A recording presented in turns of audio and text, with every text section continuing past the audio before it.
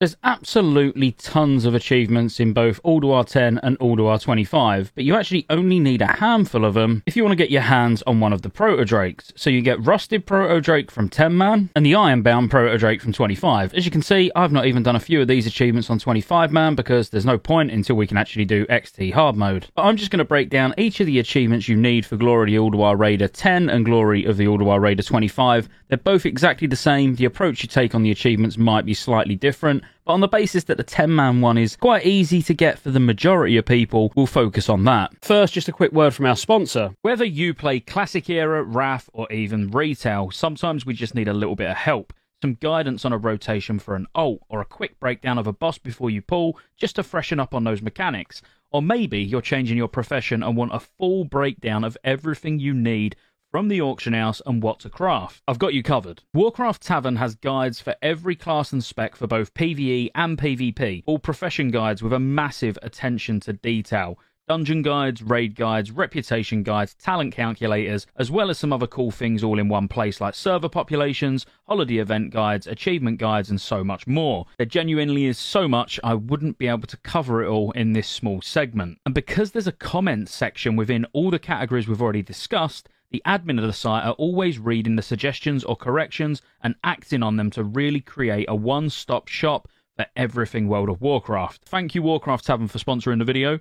Let's carry on. There's several achievements for Aurea, but the one that you actually need is called Crazy Cat Lady, and all it is to do is to kill Aurea without killing the sentries, so the Sanctum sentries that spawn with her. The easiest way to do this is just to send a tank and a healer to one side out of line of sight of the rest of the raid. As you can see here, our positioning is just tanking Aurea in the tunnel that goes to Hodir, while myself actually healing and a prop warrior stand on the platform you come down to after Kolaghan. This way we know the feral cats can't charge anywhere, so the Sanctum sentries can't charge anywhere, and no one's going to get feared into line of sight of them. If you can kill it incredibly quick, so in one fear, then it makes it very, very easy for a Holy Paladin and a Warrior tank specifically, because both can break that first fear. Whereas if you use anything else, like you might need a Disc Priest or something, maybe you've got multiple priests, you might have to use Fear Ward, or just anything basically to break that fear. But with the sort of DPS you're probably doing now in the, a couple of resets in, you should be able to do it within one AoE fear from the boss. The next non-hard mode related achievement is the one for Ignis, which is called Stoke in the Furnace. This is literally just a speed kill. You need to kill the boss in under 4 minutes. Again, depending on your strategy, on how you actually approach the boss, this should be pretty comfortable. In this particular kill here, where we absolutely kill it in less than 4 minutes, we have an off-tank just tanking the ads, while the main tank tanks the boss, and we literally just keep it facing the water and just zerg it down. No messing about whatsoever. Obviously, this can get quite overwhelming if you've got low raid DPS, and in fact, I think we have 4 to 5 ads up at the end, and it really is starting to chunk the tank quite hard. But ultimately, as long as you heal people in the slag pot, like I'm in there myself at the moment, don't stand in fire and nuke the boss as hard as physically possible. It shouldn't be an issue. And like you saw there, if you're lucky and you get in a slag pot and don't get killed, you'll actually get an achievement for that as well. But that isn't part of the big meta achievement to get the mount. Just FYI. And then the achievement I quite honestly hate the most. So this is the Razor Scale achievement, and this is one where you'll struggle to do it in one pull. We wiped 3 to 4 times, I would say, to actually get this done. But the basics of it are you need to defeat 25 Dark Rune Guardian Dwarves with Razor Scale's Flame Breath. So she does the Flame Breath at the end of a ground phase. So what you need to do is get 25 Guardians low, so sub 15k health, and then have them tanked in front of Razor Scale, and at the end of the ground phase, you want as many of them to die as possible from her Flame Breath. Now the problem is, with the short enrage timer, you're only going to get 3 ground phases before you actually get an enrage and you wipe. So if you can aim to do 4 to 5 each ground phase, it shouldn't take you too long. Couple of wipes and you've got the achievement done. Definitely not using dots here. Trying to not get DK, spreading dots or anything like that is the way to go. The most we done in one ground phase, I believe, was 6 or 7. It was around that. So you absolutely can probably get it done in one pull of the boss. It would require literally perfect gameplay. But yeah, that's the basics. Just have a couple of tanks, take the Guardians, get them low health. Once they're less than 15k, take them in front of the boss's breath. Let Razor Scale kill all of the ads with her breath, and GG, you'll get the achievement. And this is probably going to be one of the last ones you do for Glory of the Ulduar Raider. The next one you need that doesn't include hard mode bosses is Disarmed, and this is a Kolaghan achievement. And what you basically need to do is destroy both of Kolaghan's arms and then Kolaghan himself within 12 seconds. So basically, each arm you kill removes 15% 15% health from the boss. So what you want to do is keep killing the right arm and then the chest as normal, whilst keeping the left arm at around 40-50%, you know, low enough to nuke, but not low enough to die from cleave. And as soon as you see Kolaghan's health at around 30 to 35% health, call to stop all DPS. Then you wait for the right arm to respawn again, get the right arm low, get the left arm low, kill both of them at the same time. Odds are cleave has already brought the chest below 30%, so the 2-15% arms dying will kill the boss. What you absolutely cannot do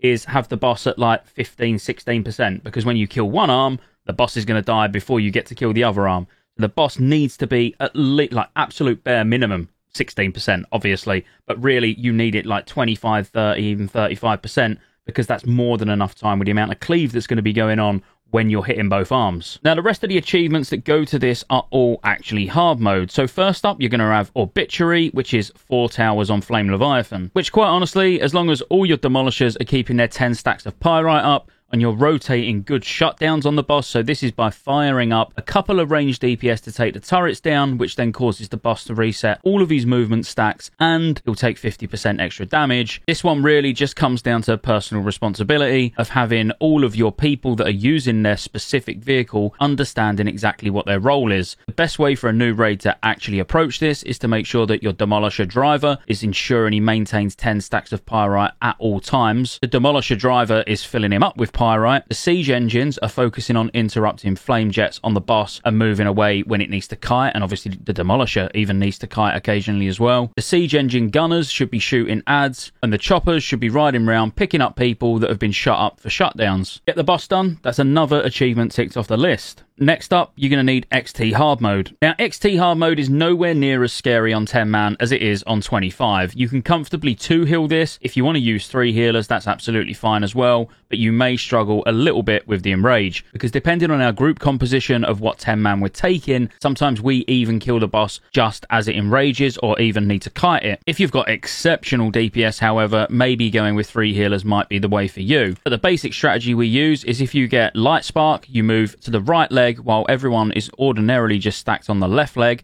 So like now, you can see I've got Searing Light, I move to the right leg to drop the Light Spark, and then I move back into the raid group for healing. Gravity Bomb, like you can see there on Undead Lee, you just move it away from the boss, leave the void zone there, and then run back in. You want to get out at least 15 yards so you don't pull anybody else into that Gravity Bomb. And quite honestly, other than having cooldowns ready on Tantrums and making sure as a Tantrum's coming in, if there's a Light Spark up, it gets killed ASAP, it's really not too much of a difficult boss. You shouldn't have to worry about it too much at all. Next up, for Iron Council hard mode, you need to do the hardest of hard modes, killing Steelbreaker last. Once again, this boss is a completely different story to 25 man. On 25 man, it's an extreme tight DPS race at the end, whereas on 10 man, it's actually very comfortable. In fact, in our second group where I was running on my druid, we only used 1 tank and 2 healers for this. In this particular group, we was using 2 tanks and 2 healers, but honestly, either is fine, because you will kill Steelbreaker at the end, assuming you go in with a blue rune, before the tank melts down anyway. But just briefly, stand in blue runes for big damage, spread out when green runes coming in, make sure you kill Brundir first, then Mulgheim second, and then Steelbreaker last. If you got a mage to spell steal the shield off of Mulgheim, make sure you do. Other than that, make sure you got a nice clean blue rune, freshly spawned, ready to go into the nuke phase on Steelbreaker. If you haven't got a paladin tanking, you will need to dispel the tank that's tanking Steelbreaker when he does fusion punch. But if you've got a prop paladin tanking, they can just dispel theirself. Kill it, that's another one done. Now, starting with the keepers, Hodir is pretty simple. You literally just need to kill the boss in less than 2 minutes. To do this, you're probably going to want a solo heal. Preferably a holy paladin is very strong, because when it does icy blows, you've still got a DSAC or maybe 2 DSACs if you're using a prop paladin as well. You want to solo tank this, and getting the flash freezes out and getting Singe stacked up ASAP is the most important thing. So Singe comes from the fires on the floor, so the toasty campfires. When you've got spellcasters that stand near them, you can stack up a spell damage taken buff. Once you get that to 25 stacks, pop Lust, stand in lights, and absolutely nuke the life out of it. Minimizing raid damage by not standing in the icicles that crash down from the ceiling is obviously very good as well. But quite honestly, getting a couple of lucky pulls where you get really good sparks, you get really good lights, you get really good campfires, and you absolutely see your mages and your boomies, for example, or even shadow priests absolutely popping off. It's just a battle of attrition. Just keep pulling until you get that really good pull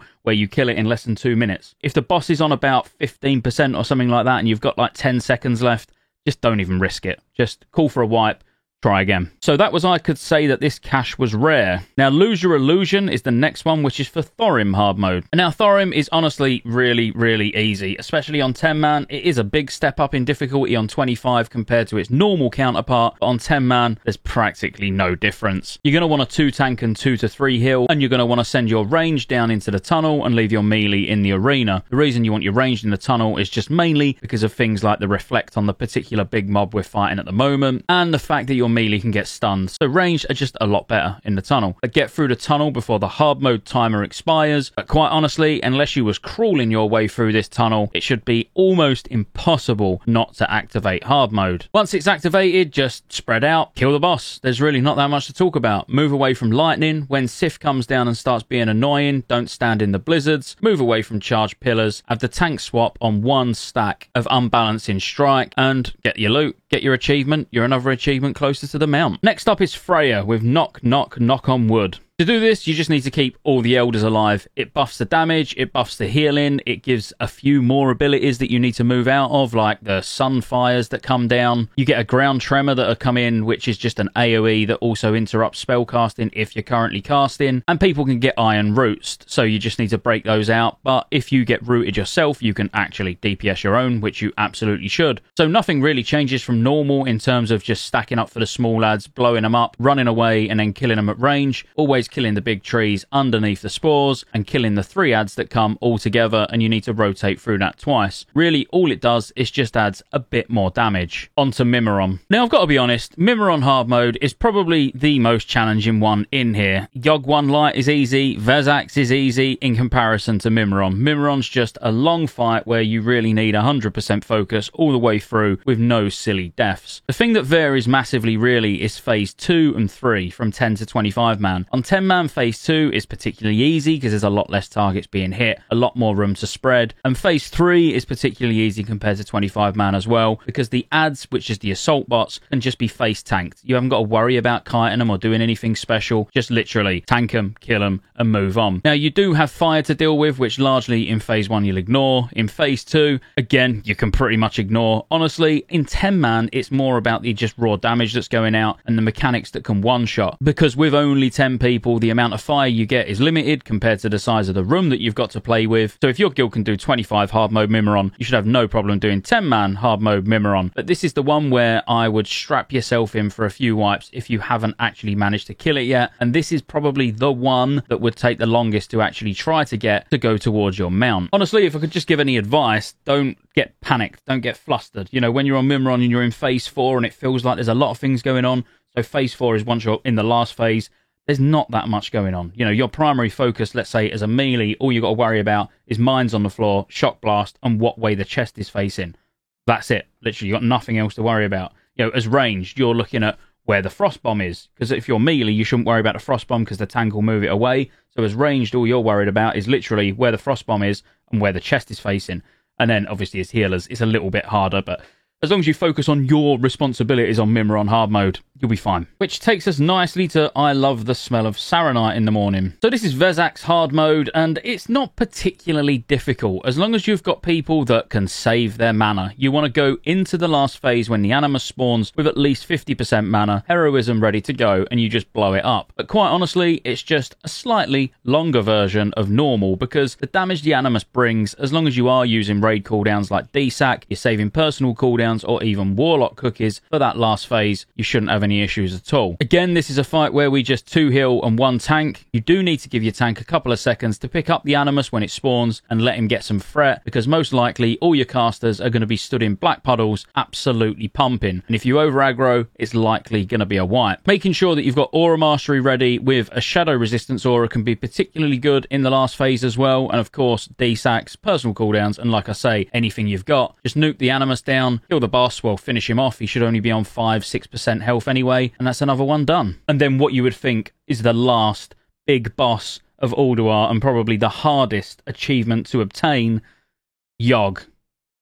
It's not. Yogg +1 is quite literally free loot, and I really do mean that. It's not a difficult boss at all, and I know most guilds are doing Yogg +1 before any other hard mode, which is pretty strange to see. But basically, you want a really solid portal team, preferably of cleave and melee that can absolutely pump on demand, and they want to go into the portals. There's 4 portals on 10 and obviously 10 on 25. You just want to send 4 people in and 1 phase it, basically. In 10-man, you absolutely can kill the brain in 1 portal phase, which means all the people outside just need to keep the tentacles under control for 1 portal phase, which is really, really easy. In this particular kill here, we do absolutely 1 phase it. We're using 2 healers and 1 tank. You could even go down to 1 healer and 1 tank on this, quite honestly, which would even just speed it up even more because the tentacles die even quicker. And a really good tip, if you just notice what happened there, you can actually lust the brain room from outside or vice versa. So if you've got a shaman, for example, an Ellie shaman or a resto shaman that you don't want to send into the brain room, you can actually just have the people in the brain room call when they want lust, and they'll receive lust even if you pop it outside. And that was what we actually done there, because we didn't want our Ellie shaman going in, so we just lusted for them on the outside. They got it inside, and as you can see, they just 1 phased it. It's now just a case of killing the ads, keeping faced away from the boss, and using your sanity, which might sound weird. If you've got like 80 sanity at the end of the fight, you could have just done some more damage. You know, at the end, final phase, when you're switching between the ads and you're killing the boss,